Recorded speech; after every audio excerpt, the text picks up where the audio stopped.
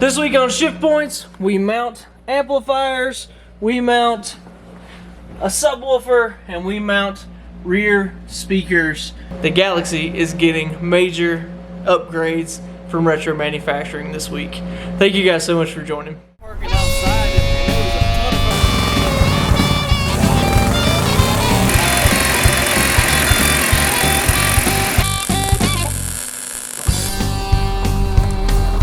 He started this project. Found a piece of brass he's gonna take.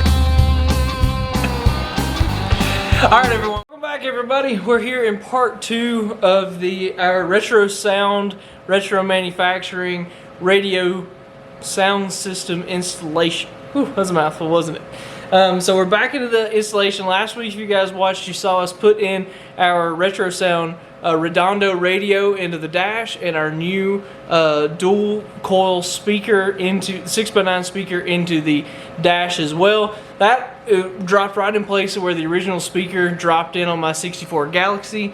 And this week is when we get into kind of the big stuff. Now I've done radio installs before, but never, like I said last week, never full sound systems. Well, because Retro Sound is so awesome and send all this over to us, we're really going to be able to beef up this my 1964 Galaxie system. So let's look at the other stuff that we're going to work on this week and try and get installed. First up here is their Retro Sound Sub 8100 powered subwoofer. This guy I think I'm going to mount under the seat. This guy just won the ARMO, the Automotive Restoration Market Organization, Best Accessory winner. This thing is a really nice subwoofer, and like I said, something that I've never actually installed before, so I'm really looking forward to this. That's going to be kind of the heart and soul of the base of this system, and you can see, we'll get it out of the box here in a minute, and you'll get to see how beefy that guy is. To go along with that, we've also got our quadraphonic 4-channel amplifier. This is also, I believe I'm going to mount this guy under the seat as well, under the rear seat. You can see all of that is all going to be there. And then we've got a set of their 6.5-inch premium stereo speakers. I'm going to mount these guys in the packing tray in the back of the car in the rear window. So like I said, this stuff is really nice stuff. It's gonna partner with their radio and that front speaker super well. So our goal for this week is to get all 3 of these, well 4 if you include both speakers, get all 4 components here installed and the wires routed up to the front. And then the week after we'll dig into all the wiring and install our powered antenna. So this is part 2 of probably what will end up being 3 or 4 parts. So let's dig into it, see where we're going to get this thing mounted, see how it's all going to work out, and get it laid out before we start doing any sort of mounting. Alright, so you guys remember I pulled all the interior out of this, installed some dynamite and stuff like that into my Galaxie here, and I wanted to show you this piece right here is the seat bottom for the rear. And you can see there is some bracing that goes in here, and my plan is to mount that subwoofer under this seat. So we know there's a center hump here right in the center of the seat. So I'm thinking it'll make the most sense to mount this kind of either on the driver or passenger side. I'll mount the subwoofer on the passenger side and the amplifier on the driver's side, or vice versa. But we're going to make sure they land between these braces. We don't want them interfering and hitting it or doing anything like that. The other question is, whenever we sit in this seat, we're going to make sure that it doesn't collapse enough to actually get into the subwoofer. So we got to figure that out as well, and just double check and make sure that's going to work. But I think it's going to be the best place, take up the least amount of room, and look the best and function the best under there. So that's kind of my plan. So we initially talked about putting it here, like I said, but we're definitely gonna, the seat will collapse enough to get into the subwoofer here in the floor. So what Dad had suggested from the get-go actually was to mount it here in this area. That way the seat back cannot collapse enough to get into it. It's kind of filling this basically unusable space anyway.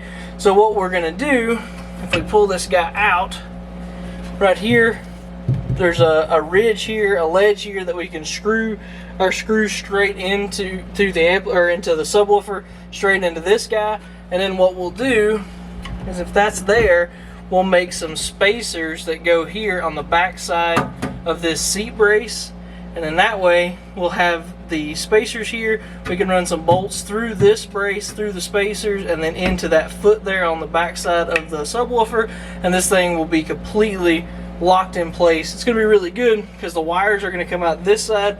We can actually route the wires directly here with the factory wiring harness all the way up to the front of the car. So this is definitely the best spot to put it. First off, what we did is started to kind of identify where we might put the amplifier. We initially thought maybe we could put it back here near the subwoofer, but we're actually going to need to mount it a little bit closer to the radio, because the cool thing about Retro Sound is with their amplifier, they have all of the connections made already. So this is the plug that comes out of the back of the radio here, and you can literally just take this bundle, plug it directly into the harness out of the back of the radio, and that feeds directly into the amplifier, which makes the installation super easy. But it does limit us a little bit on our options for mounting.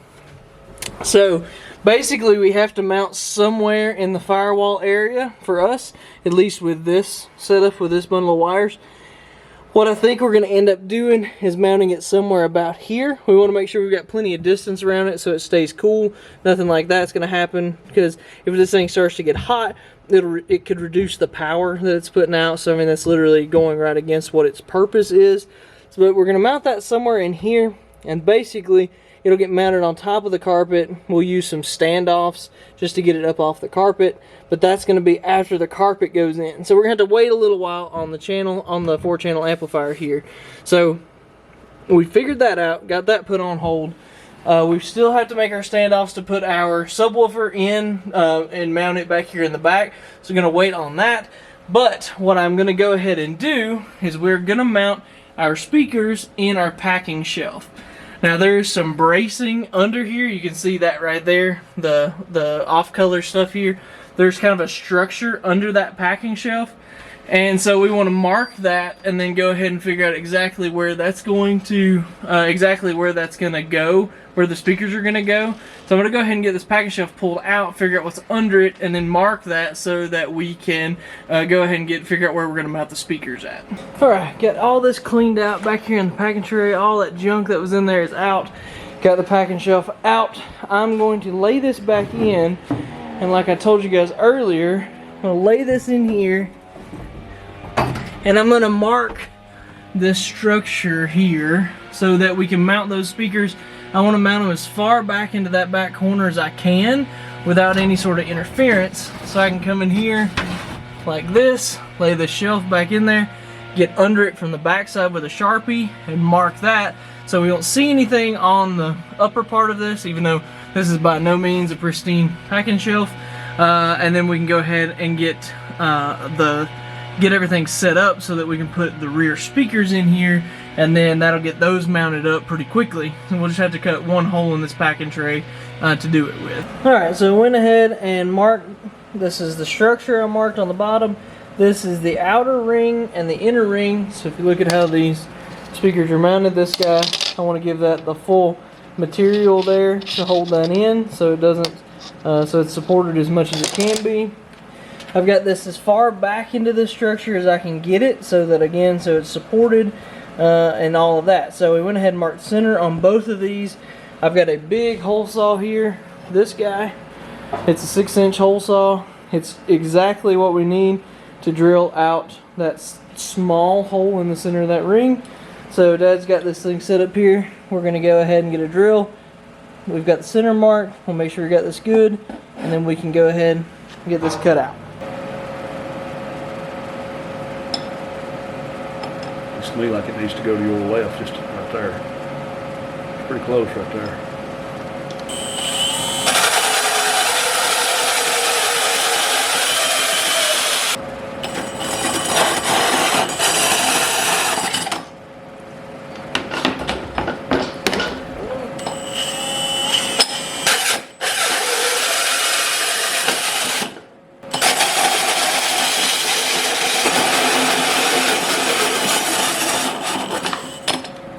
Quick little trial fit on the packing tray. That looks really good. what I'm going to do is I'm going to pull this guy back out, mount the speakers so that I've got a little bit easier access to it, and then I'll set that assembly with the speakers and everything back in here, and that'll be just a little easier, I think. And you can see kind of here, if you're looking at the back of the car, you'll be able to see them some, but it won't be just like in your face noticeable. Alright, back at it here today. I have already off camera got the speakers mounted up inside of the packing tray. See those back there. The other thing that I did was here in the center, basically the full length of this between the two speakers, I have put a big piece of dynamite. I had one of those leftover pieces and it fit perfectly in here. So I was worried about this trying to rattle wherever I'd taken that old stuff out, the old insulation out, but hopefully that dynamite will give it that thickness it needs, and whenever we lock this thing down in place, it'll be really good. As you can see how awesome these speakers look in place. What I did is I just centered up the bezel around the outside, or around, centered it up in the hole in 4 spots, drilled holes, just some clearance holes for the screws, run those down through, and then use the little spring clips, little spring tabs that came with it in 4 places, and they are very solidly mounted there. You can see they're not going anywhere. So now Dad, while I was working on that, Dad has been working on some spacers. What I at least want to be able to do is get the speaker wires and the subwoofer wires run to the front so I can go ahead and put the back seat in, and then also get the carpet and the front seat put in, so that even if I don't get this thing wired up before I'm out of town for those 11 days, I will have everything enough to where I can drive it, get it out of here, so while I'm gone, Dad can work in the shop, do some picking up, do some cleaning up while I'm gone, and then so this thing's not in the way, we can come back after the fact and get this thing wired and all done once I'm home. So that's kind of what we're at. That's what we're aiming to do here at this point. So let's go over here and check out the spacers he's made. Alright, so reminder, the subwoofer, these upper tabs here, they are going to mount up. So this is going to end up mounted like this. So Dad has built these spacers. This will let it be spaced back behind that so it doesn't get into the seat. Found some 1/4-inch flathead bolts here. He made some countersinks there so that those will set flushly. They will set flush, I should say. So anyway, so those will run through this, through that that shelf in the back, and then into this, and we'll put a lock nut on the back side, a washer and a lock nut on the back side of this. A couple things that come with those bigger bolts. We wanted the bigger bolts because it's going to be on such a large span. These are 2.5 inches long, so it's going to be over a pretty long span. So we're going to take these off, open these slots up a little so that we can get these bolts into the tabs since they're 1/4 inches. So we'll take these off, we're going to open them up a little. That'll give us clearance to do that. Get the holes drilled between these, and then we'll probably just use some like self-tappers on the bottom because it's going to drill into the floor of the car there. And so that'll cinch it up with that self-tapper, and we won't keep us from having to try and get under the car and put bolts in it, because we can get to both sides of the bolts on this guy. Alright, check this out. Look how good that turned out. So like we said, we got these in. If we look back here, if I can get a little light in there. If we look back here, the spacers are up there. Got lock nuts on them. Run that through this guy right here. And then self-tappers down here on the bottom. And this thing is super rigid. Now that all that is mounted, speakers are mounted, this guy's mounted, I went ahead and got my wires here, and we'll go ahead and get them plugged in. Pretty much everything is plug and play. I've got a couple things I want to show you and tell you about, but in general, all we got to do is run these wires down, follow this stock wiring harness, get it up there to the front, and then we can throw the carpet in this thing. Alright, so I went ahead and plugged these guys in. We've got one connector here that plugs in there, and I will be completely honest with you, RetroSound makes an RCA cable for this. I honestly thought that with the radio and everything coming that the RCA cable would have come with it, but I was mistaken. It had to come separately. So this cable here is one that I have purchased separately, and that's just an RCA cable. I just got it off of Amazon. It was a pretty good, highly rated one. Got a 15-foot one. So you can see I've got plenty of extra, because this, using these two RCA inputs makes us not have to use this plug right here. This it's like the high level supply line. So it basically eliminates having to splice into any of the speakers, because if you remember under the radio here, if we zoom in, there's some blue connectors there. That is the independent lines for a powered subwoofer like this guy. So I want to run this RCA cable up there to those blue plugs there, and that will have all of this pretty much as clean as it can be. So we've got the blue and white line. This is a switch power line that'll plug into the radio, so whenever you turn the car on and the radio turns on, it will go ahead and power the subwoofer as well. It also has a yellow line here. This is the constant power that's going to run to the battery, and I have also run the right and left hand speaker wires into this right here. We love using this sleeving. You guys have seen this if you followed us for a while.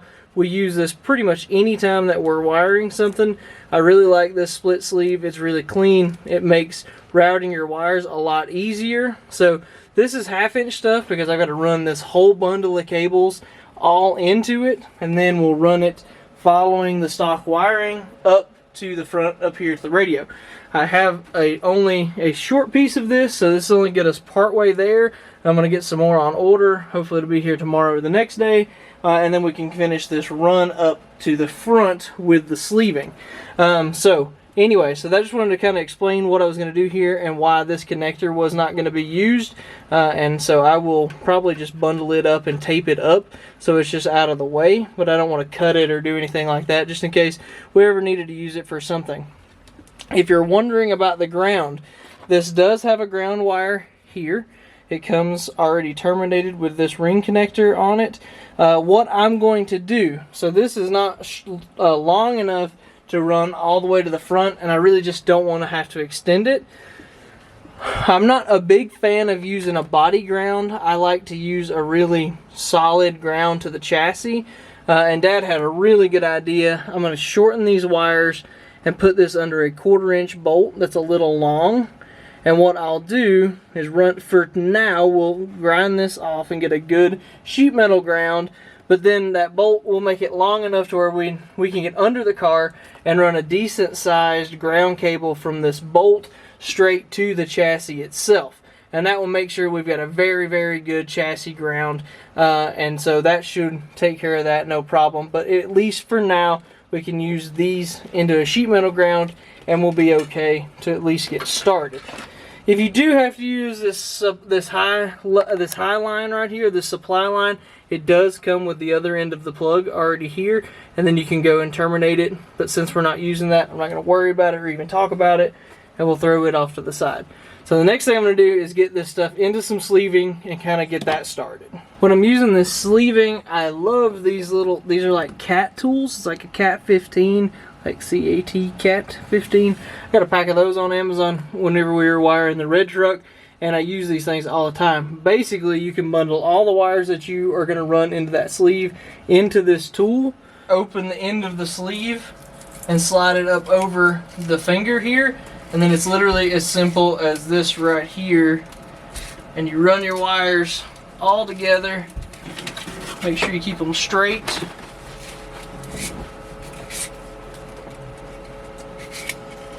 And you can see I can run this entire, let's call it 6 feet of wire of the sleeve that I have, and run it all together and run it in about, less than 30 seconds probably here if everything had lined out a little bit better. But you can see literally just like that. And then all you have to do is just come back, make sure that your sleeve is straight, in case it bunched up as you were doing it, because it does that sometimes. And then right there we have all of these wires contained in that guy right there, and that's going to let us, like I said, make this a lot easier to route with the wiring harness and everything. And if we do that, simple as that, I just need to get some more so that we can get all the way to the front of the car. Alright, I picked up some more of that split loom from O'Reilly's up in Mars Hill and got it routed right here along with the stock wiring harness. can see that turned out really good. All of that's run up through there. So now, I've got to clean the inside of this thing out. And if we go look, I took my carpet and laid it out here in the sun so that it could kind of get a little shape into it. They say that's what you need to do. Let it sit there and kind of get really warm. And we'll talk about that when I get it inside here in a minute. But like I said, the big part is to go ahead and try and get all this cleaned out so we can go ahead and start putting the carpet in. It is a two-piece deal, so the carpet's going to go, one section's in here and the other section's up here. It does not have any of the holes cut in it, so I'm going to cut a hole for the shifter, cut a hole for the throttle pedal. I think that's it. I think those are the only two I have to cut holes for. So not a huge deal, but just got to make sure it gets laid in place really well. I probably need to wipe this floor out from the grinding and stuff as well. So I'm going to do that next and be ready to throw the carpet in, because at least we need to be able to move this thing probably by today or tomorrow at the latest. All right, well, I learned something today that I genuinely had no clue about.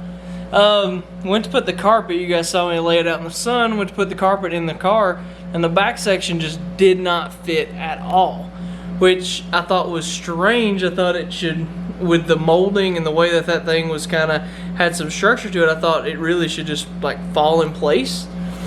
Well, then I got to thinking, I looked at the listing and it was for a 2-door hardtop 4-speed car, everything that I thought this car was. But this car, after looking at the tag on the door, this car is actually a Galaxie 500 fastback car. It is not a designated hardtop.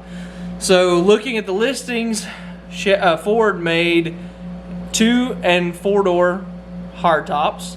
They made 2- and 4-door sedans. They made convertibles, and they made the 2-door fastback, which is what this thing is.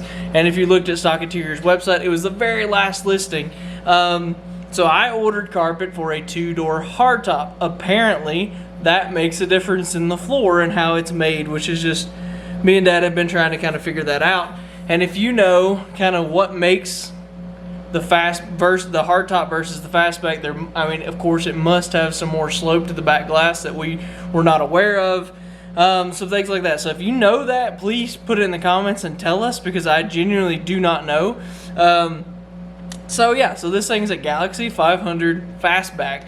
So I called them. They're going to get me some return information. So I'm going to get the carpet sent back and then get the new stuff ordered. And what I need to do now is, since I kind of have a little bit of downtime here, my plan is we'll go ahead and get the amplifier mounted. We'll figure out where on this transmission tunnel that we're going to mount it, so that we can already have the holes and everything cut, and all we'll have to do when the carpet comes is just punch 4 holes in it and be able to go right down through it. So I learned something today. It's kind of stinks that I'm not going to be able to get done what I wanted to get done, but at least I know a little bit more about this car, because I had just literally just not taken the time to look at it, just because the whole family has called this thing a 2-door hardtop since for as long as I can remember. So anyway, so let's keep digging here with what we can. Alright, told you guys we're going to work on mounting the amplifier here, figure out what we're going to do. The amplifier is going to basically mount right here so that we got plenty of reach to plug into the radio right here. So we can route those wires up here, make it pretty clean and neat, and hopefully get everything tucked up there. So that's going to go there. But we're going to have to make a plate to mount the amplifier to, and then we're going to drill 2 holes here in the floor like this, so that this will come down and we can actually drill 2 holes in here and bolt it to the floor, while this plate up here is holding and supporting the entire amplifier itself. Just because this floor is in such a weird shape, and if you try to, this overhangs here, and you'd have to make some crazy shaped spacers and stuff to try and get that in here. So this is definitely the best way to do it. So if you go over here to Dad, he's already started this process. He's got it laid out here. He's got a piece of aluminum there that he's going to use to mount this.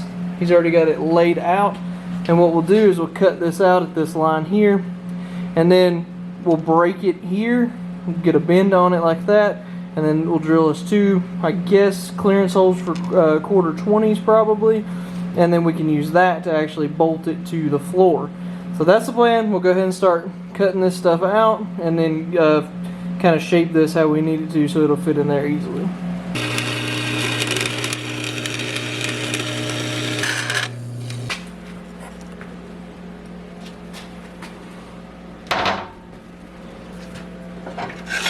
Alright, quite a bit of work here done off camera, but you can see here we were able to actually drill and tap this, so the amplifier is actually screwed into this bracket. I drilled the holes out for 1032 screws, so I had a little bit bigger screw there.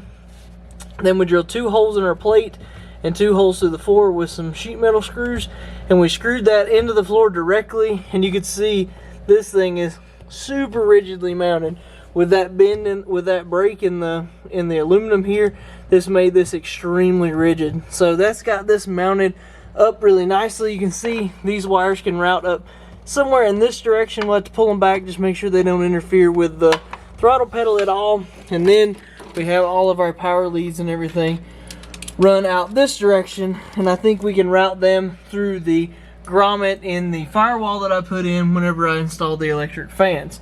So all the wiring is ran, all the amplifiers are mounted, the subwoofer is mounted. It looks really great. Wrap us up for this week. So since I wasn't able to get the carpet in place, this thing will probably be getting the seats thrown back in it, taken back home until I get back from my trip, because I've got a pretty lengthy trip that I've got to go on, and I want to make sure that the shop is opened up here.